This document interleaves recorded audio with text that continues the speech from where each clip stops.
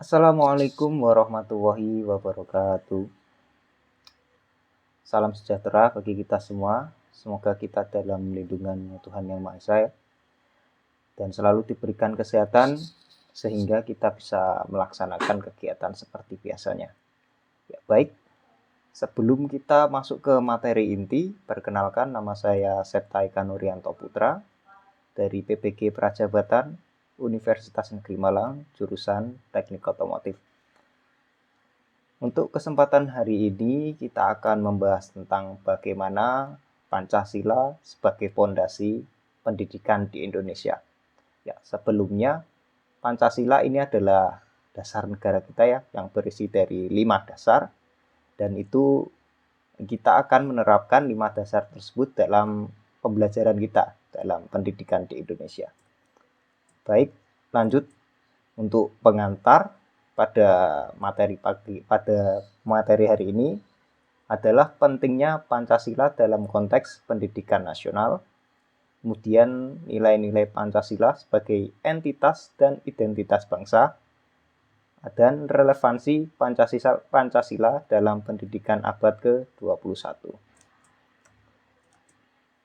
Yang pertama, Pancasila sebagai entitas dan identitas bangsa.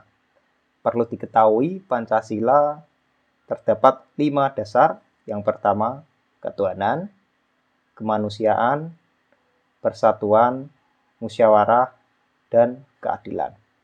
Jadi, dalam entitas dan identitas bangsa ini, 5 dasar ini adalah sebagai fondasi utama kita sebagai bangsa Indonesia, yang terutama pada dasar 1 atau sila pertama, ketuhanan. Jadi kita sebagai warga Indonesia harus memiliki kepercayaan. Ya, kepercayaan ini terdapat banyak sekali di Indonesia sebagai alat pemersatu bangsa juga, seperti agama-agama yang sekarang ada di Indonesia. Yang kedua, ada kemanusiaan. Kemanusiaan ini adalah kita bisa saling bergotong royong atau saling bantu-membantu. Nah, kalau diterapkan dalam pembelajaran, bisa dengan cara kita berdiskusi di kelas antara siswa, kemudian bisa merefleksikannya dalam pembelajaran.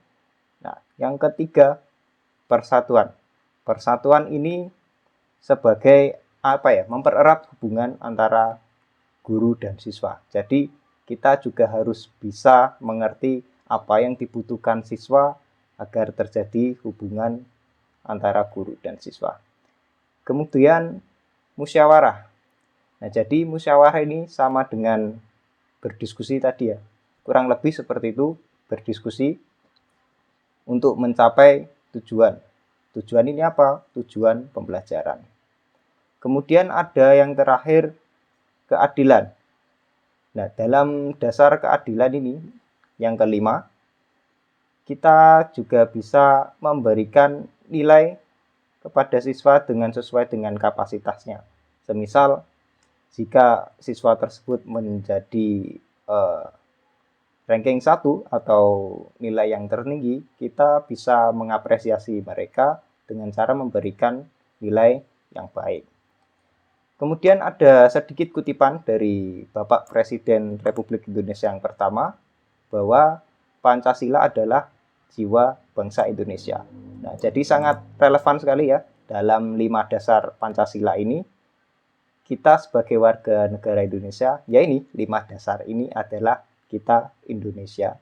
Dan ini kita akan terapkan dalam proses pembelajaran yang akan datang. Ya, selanjutnya pentingnya Pancasila dalam pendidikan. Kita sepakat ya, Pancasila ini sangat penting dalam pendidikan. Yang pertama, pendidikan sebagai alat menjaga kesatuan bangsa. Nah, pendidikan ini adalah pilar utama ya dalam negara. Jadi ketika para penerus bangsa kita cerdas dan memiliki etika adab sesuai dengan norma-norma yang ada di Indonesia, saya yakin Indonesia akan bisa meraih Indonesia emas ya. Lalu menanamkan nilai-nilai kebinekaan dan religiusitas. Jadi sangat penting menanamkan nilai kebinekaan ini, bisa saling toleransi antara suku, ras, dan budaya maupun agama. Jadi kita harus tanamkan mulai dari sejak dini bagaimana kita mengimplementasikan dalam pembelajaran menanamkan nilai-nilai kebinekaan atau toleransi antara suku, agama, ras, dan budaya maupun terdapat perbedaan pendapat dalam berdiskusi. Nah, itu kita harus tanamkan rasa toleransi. Yang ketiga, peran pendidikan dalam membangun karakter bangsa yang beradab. Jadi ini masuk peran vital ya dalam pendidikan. Kita harus wajib membangun karakter bangsa yang beradab. Nah, jadi jangan sampai bangsa Indonesia kelak tidak mencerminkan adab yang baik. Jadi kita terkenal dengan adab yang baik, dengan adab ketimuran kita harus jaga dan lestarikan dan kita implementasikan dalam pembelajaran. Oh, ini adab kita, oh ini identitas kita sebagai bangsa Indonesia. Kemudian pendidikan untuk kesatuan bangsa. Nah, jadi pendidikan juga untuk kesatuan bangsa yang dimana pendidikan ini juga terdapat tantangan ya, tantangan dari keberagaman suku, ras, agama, dan budaya. Nah, jadi untuk menjawab tantangan-tantangan tersebut, kita juga harus bisa mengimplementasikan pentingnya toleransi. Seperti yang kita bahas tadi di slide sebelumnya, bahwa pentingnya toleransi ini sangat penting karena banyak sekali di Indonesia ini keberagaman suku, ras, agama, dan budaya. Kemudian juga kita bisa dialog antar agama dan antar budaya. Jadi saling bertukar pikiran, merefleksi diri sendiri dengan cara berdialog antar agama maupun antar budaya. Dan yang terakhir, gotong royong sebagai praktik nyata Pancasila. Nah, ini sikap gotong royong ini sudah melekat ya di bangsa Indonesia sejak dulu, bahwa kita sering melakukan gotong royong atau biasanya kalau di desa-desa namanya kerja bakti, itu juga termasuk bentuk gotong royong di lingkungan masyarakat. Nah, kalau dalam dunia pendidikan ya gotong royongnya ada di dalam pembelajaran, itu namanya diskusi antar kelompok. Nah, diskusi ini bersama-sama sama kelompoknya, jadi ada ketua, anggota, dan yang lainnya. Lanjut, sebelum kita mengenal lebih jauh, sebaiknya juga kita mengerti apa itu profil pelajar Pancasila. Jadi profil pelajar Pancasila ini biasa disingkat P3. Yang pertama, beriman, bertakwa kepada Tuhan, berakhlak mulia, berkebinekaan global, gotong royong, kreatif, bernalar kritis, dan mandiri. Jadi profil pelajar Pancasila ini bisa kita terapkan dalam pembelajaran setidaknya 1, 2, atau 3 saja. Tidak harus semuanya. Semisal kita bisa beri contoh pada profil pelajar Pancasila yang pertama, beriman, bertakwa pada Tuhan, berakhlak mulia. Dalam pembelajaran kita bisa menerapkan sebelum pembelajaran dimulai, kita bisa berdoa menurut kepercayaan masing-masing, dan kemudian bisa mengucapkan syukur atas telah diberikan kesehatan karena dapat mengikuti pelajaran, dan juga kita bisa bersyukur ya setelah selesai pembelajaran. Itu termasuk juga penerapan pada profil pelajar Pancasila, beriman, bertakwa kepada Tuhan, berakhlak mulia. Yang kemudian berkebinekaan global. Jadi berkebinekaan global ini bukan berarti dalam artian kita mengetahui seluruh dunia, bukan. Contoh kecilnya saja, berkebinekaan global dalam lingkup pembelajaran kita bisa menghargai, bisa menoleransi. Misal terjadi perbedaan pendapat, kita bisa bertoleransi terhadap setiap pendapat tersebut.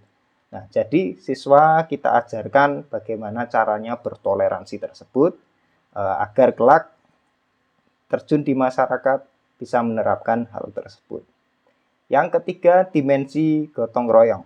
Nah, gotong royong sempat disinggung tadi ya, slide sebelumnya, bahwa gotong royong ini kalau dalam pembelajaran bisa diibaratkan pada diskusi kelompok. Nah, kemudian kreatif. Nah, kreatif ini dituntut sekali ya dalam pembelajaran kali ini. Jadi siswa harus bisa kreatif. Kalau bisa menciptakan hal baru, jika di SMK bisa menciptakan gaya belajar sendiri atau gaya cara, semisal kalau di otomotif, cara problem solvingnya sendiri dengan gayanya sendiri. Nah, itu sangat dibutuhkan kalau di SMK. Kemudian bernalar kritis. Bernalar kritis juga jadi utama karena setiap individu harus bisa bernalar kritis. Kemudian mandiri. Jadi mandiri ini bisa melakukan bukan hanya tugasnya sendiri. Semisal contoh kecil dalam suatu pembelajaran dikasihkan studi kasus. Nah, jadi siswa tersebut bisa menyelesaikan masalah tersendiri atau bisa melewat buku, manual book atau yang lain-lain dengan cara mencari jawabannya sendiri. Itu juga termasuk dimensi mandiri. Baik, lanjut ke implementasi Pancasila dalam pendidikan. Jadi implementasinya memiliki strategi ya. Yang pertama, pembelajaran harus berbasis nilai Pancasila. Jadi Pancasila tadi, 5 dasar Pancasila tadi harus kita implementasikan dalam pembelajaran. Yang kemudian ada pendidikan agama dan budaya di sekolah. Nah, jadi semisal agama tersebut, misal Islam, kita ada pendidikan agama Islam, ada pendidikan agama Kristen, dan yang lain-lain. Dan kemudian jangan lupa setiap pembelajaran kalau bisa dikaitkan dengan budaya yang ada di sekitar. Saya kasih contoh, semisal kalau di Malang terdapat budaya itu topeng Malangan. Nah, topeng Malangan ini mempunyai karakter-karakter tersendiri. Seperti tokoh-tokohnya ada yang baik, ada yang jahat. Nah, jadi kita bisa belajar dari karakter tersebut dan menanamkan karakter-karakter yang baik dan menghindarkan karakter-karakter yang buruk. Yang selanjutnya menekankan life skill yang sejalan dengan nilai Pancasila. Baik, kemudian ada tantangan pendidikan yang berbasis Pancasila. Nah, jadi setelah kita mengimplementasikan, pasti juga ada tantangannya. Yang pertama, kurangnya penghayatan nilai Pancasila di sekolah. Kemudian ada politisasi nilai Pancasila di masa lalu. Solusinya gimana? Kita harus merevitalisasi nilai-nilai Pancasila tersebut dalam kurikulum sekolah kita. Atau bisa dengan cara pendekatan kultural dan kontekstual. Kesimpulannya, Pancasila ini adalah sebagai dasar, arah, dan tujuan pendidikan Indonesia. Nah, pendidikan berperan melestarikan keragaman dan persatuan bangsa dengan pembentukan profil pelajar Pancasila sebagai wujud nyata penerapan nilai-nilai Pancasila. Nah, terima kasih. Sebelum saya tutup, ada satu motivasi. Yang pertama, pendidikan yang berpijak pada Pancasila adalah pendidikan yang memerdekakan murid dan memajukan bangsa. Baik, semoga pada kesempatan ini kita bisa saling merefleksi diri bagaimana cara mengajar yang baik dan menerapkan bagaimana sifat-sifat atau dasar-dasar dari Pancasila tersebut. Kurang lebihnya mohon maaf. Wassalamualaikum warahmatullahi wabarakatuh.